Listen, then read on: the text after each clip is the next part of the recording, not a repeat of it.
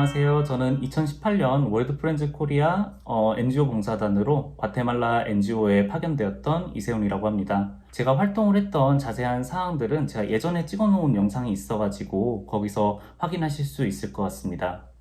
그래서 저는 이제 이번 영상 통해서 그러면은 저희가 장기적으로 예를 들어서 6개월에서 1년 정도 파견을 가실 텐데 그럼 한국에서 어떤 것들을 미리 준비하면 좋을지에 대해서 말씀드리고자 합니다. 네, 저는 과테말라에서 생활을 하면서 첫 번째로는 제가 스페인어가 그때 전혀 못하던 시점이었기 때문에 매장에서 물건을 구매한다든지 아니면 업무를 수행한다든지 이런 게 굉장히 초반엔 좀 어려웠던 것 같고요. 두 번째로는 그 한국에서는 저희가 당연히 갖춰졌던 그런 인프라들이 없어서 현지에 없어서 좀 힘들었던 기억이 납니다. 네, 그래서 제가 아까 말씀드렸던 그 제가 1년간의 경험을 통해서 느꼈던 좀 어려운 점들이나 그런 상황들을 어떻게 저희가 한국에서 미리 좀 챙겨서 가서 과테말라에서 훨씬 더 효율적으로 적응하고 그리고 삶의 질을 어떻게 하면 향상할 수 있는지에 대해서 좀 말씀을 드리고자 합니다. 네, 첫 번째로 저희 그 스페인어 공부는 특히 중남미 파견 같은 경우에 스페인어 공부는 정말 필수적인 것 같아요. 왜냐하면은 현지인들이 그 영어를 잘 사용하지 못하는 경우가 많아가지고 어떻게든 1년간 살아남으려면 공부를 하셔야 되고요. 그래서 저 같은 경우에는 이렇게 한국 과테말라 가기 전에 이런 스페인어 서적 인강이랑 서적들을 좀 구매를 해가지고 과테말라에 가져갔었습니다. 그래서 틈날 때마다 공부하고 해가지고 나중에 하반기 때는 그래도 스페인어를 사용하면서 업무를 진행하는 데는 큰 문제는 없었던 것 같아요. 그래서 한국에 계실 때 가능하다면 스페인어를 공부를 미리 하시고 그리고 현지 파견 중에도 웬만하면 현지인들과 가장 많이 소통을 하시면서 스페인어를 계속 연마하시길 바라겠습니다.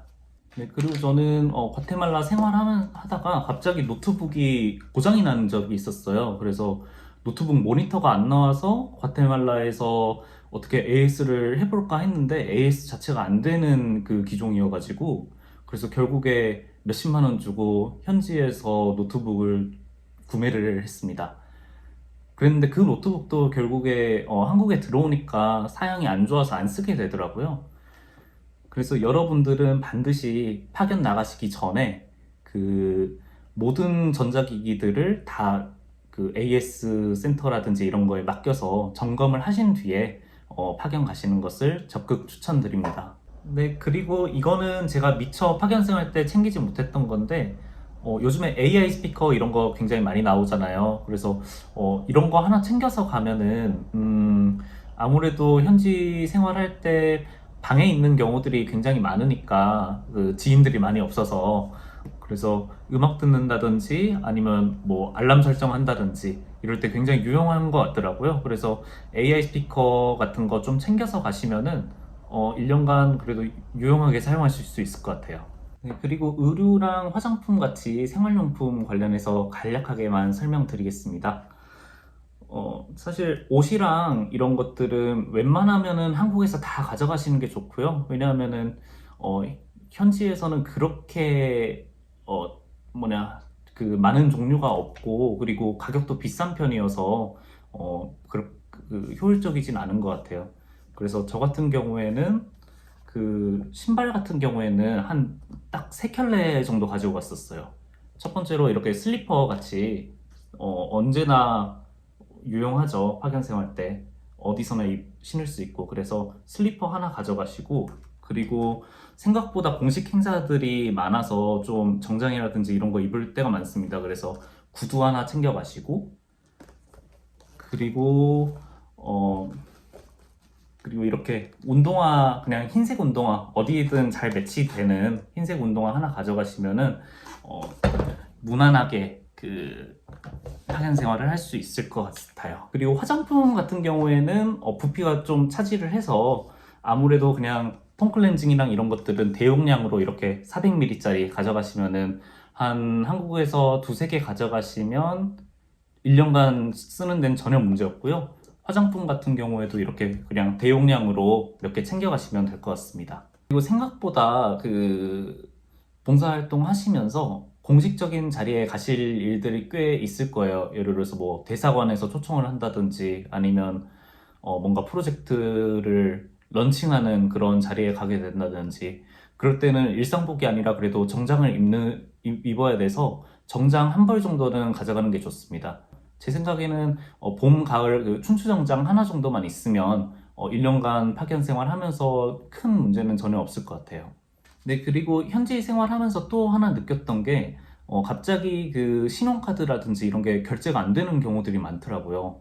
제가 봤을 땐 두 가지 경우였던 것 같은데, 첫 번째로는 현지에서 특정 카드가 아예 기술적으로 사용이 안 되는 경우가 있었던 것 같고, 두 번째로는 저희가 이제 한국에 있을 때 카드를 너무 많이 사용을 해서 이쪽 이제 여기가 이제 마모가 된다든지 그런 점들이 있었던 것 같아요. 그래서 제 생각에는 혹시 모를 상황들 대비해가지고 한 카드를 여유 있게 이렇게 한 3개 정도 들고 가면은 아마 현지에서 1년간 사용할 때 큰 문제는 없을 것 같습니다. 그리고 카드 가져가실 때도 어떤 거 하나는 비자 카드, 어떤 거 하나는 마스터 카드 이렇게 좀 분배하셔서 가져가면은 현지에서 결제하는데 큰 문제는 없을 것 같아요. 그리고 현지에서 생활하실 때 보통 파견 가시는 분들이 막 미니 밥솥 이렇게 많이 갖고 가시는데 사실 무게가 많이 나가기도 하고, 그리고 굳이 그렇게 들고 갈 필요는 없어서 저는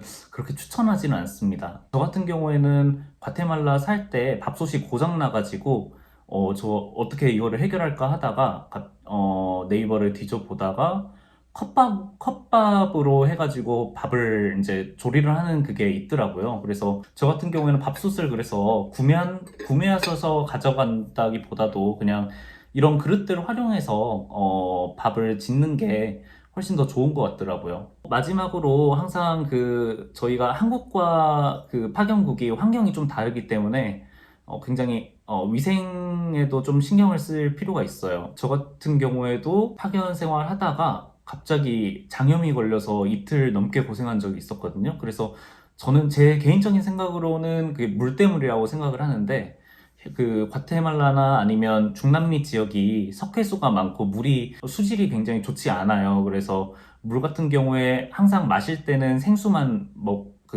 또 따로 사서 먹었고요. 그리고 저희 샤워할 때라든지 이럴 때도 물에 석회가 많이 나오기 때문에 한국에서 가져가실 수 있다면은 샤워기 필터라든지 이런 것들을 추가로 좀 구매를 하셔가지고 파견을 가시면은 훨씬 더 안전한 해외 생활이 되지 않을까 싶습니다. 중남미 이제 파견 가셨을 때 아무래도 한국보다는 치안이 그렇게 좋지는 않아요. 그래서 웬만하면 밤 늦게 막 돌아다니지 마시고 우버라든지 이런 안전한 교통수단을 이용하셔서 안전하게 해외 생활 하셨으면 좋겠고, 그리고 아무래도 이제 1년 장기적으로 파견되기 때문에 체력 관리가 굉장히 중요합니다.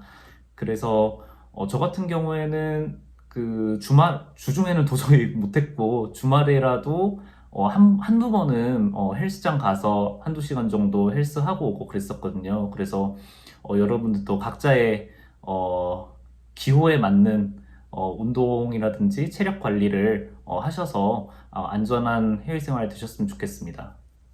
네, 이상으로 제가 지금까지 파견 중에 경험했던 것들과 그리고 제가 파견 전에 챙겼던 물품들에 대해서 간략하게 설명을 드렸었는데요. 아무쪼록 이제 여러분들이 코로나 이후에 해외 파견을 장기로 가시는 첫 세대인 것 같아요. 그래서 아무쪼록 안전하고 그리고 알찬 해외 파견 생활이 되시길 바라겠습니다. 네, 감사합니다.